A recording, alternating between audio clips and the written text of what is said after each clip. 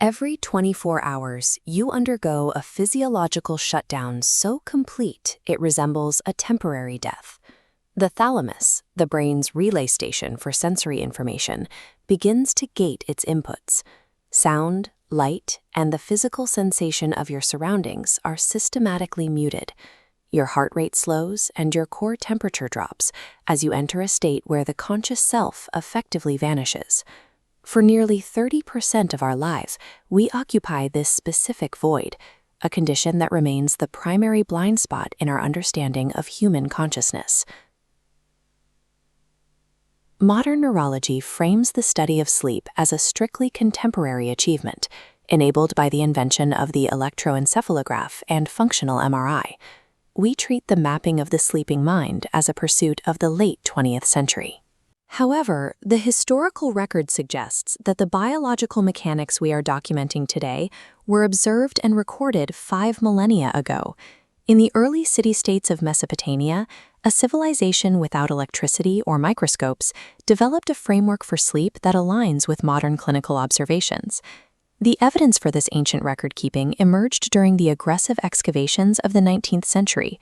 Archaeologists moved tons of earth across the plains of southern Iraq, uncovering the buried foundations of cities like Ur and Nippur.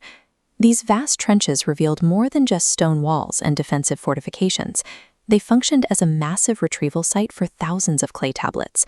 These fragments were the physical remains of the world's first formal archives, preserved by the very desert that had eventually reclaimed them. Early philologists and historians initially prioritized these findings as administrative data. They viewed the dense rows of wedge-shaped script as mundane logs, inventory lists for barley, counts of livestock, or records of household taxes. Because cuneiform relies on a complex system of logograms and phonetic signs that vary by context, the technical nature of certain tablets was overlooked. It took decades of linguistic refinement to realize that a subset of these tablets did not track trade or agriculture, but instead detailed a sequential observation of the mind's behavior during the night. The question of where the mind goes when the body rests has remained a constant thread throughout human record-keeping. While our modern era uses the language of neurochemistry, the ancient Sumerians utilized a system of cosmological metaphors to describe the exact same transitions.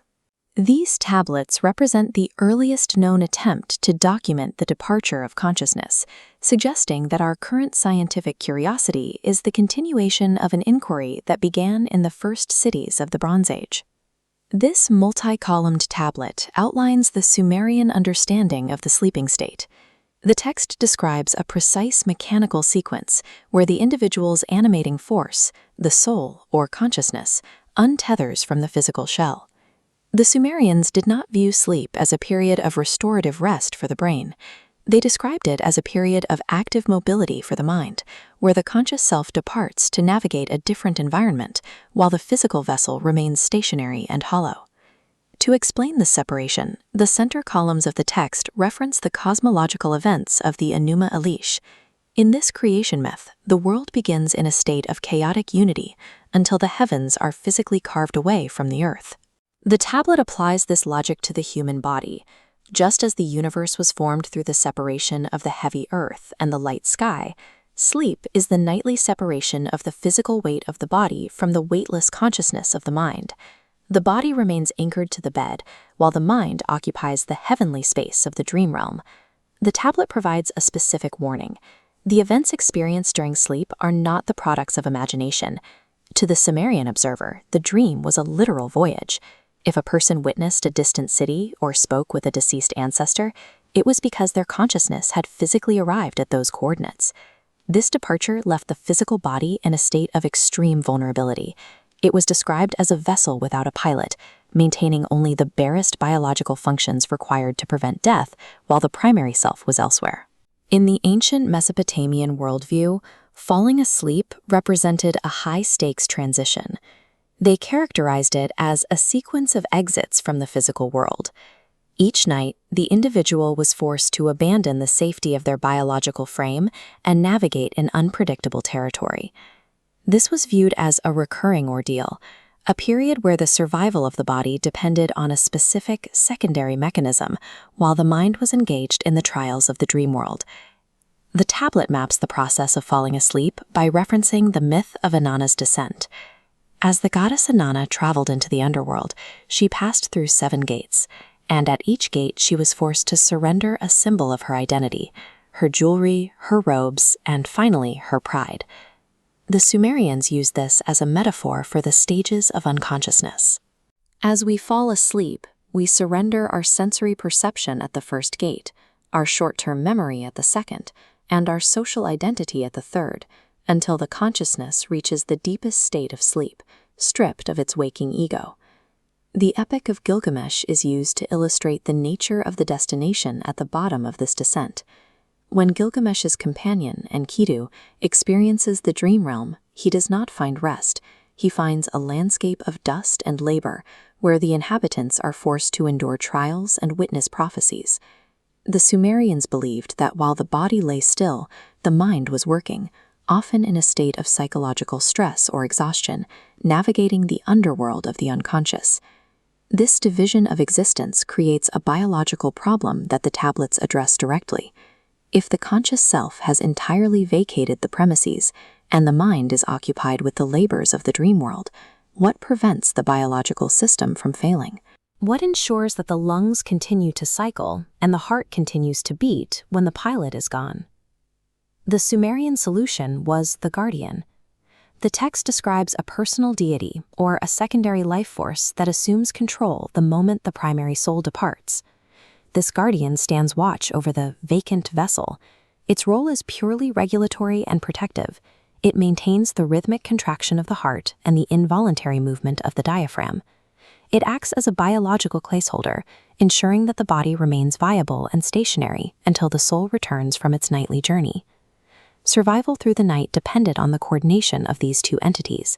The soul had to navigate the trials of the underworld and find its way back, while the guardian maintained the mechanical integrity of the body. This framework suggests that the ancients viewed sleep not as a single state, but as a dual-track operation, where the mind and the body were managed by entirely different systems.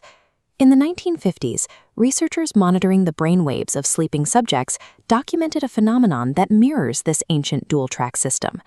Using the first electroencephalograms, they observed that the brain does not simply turn off, it cycles through distinct stages of activity.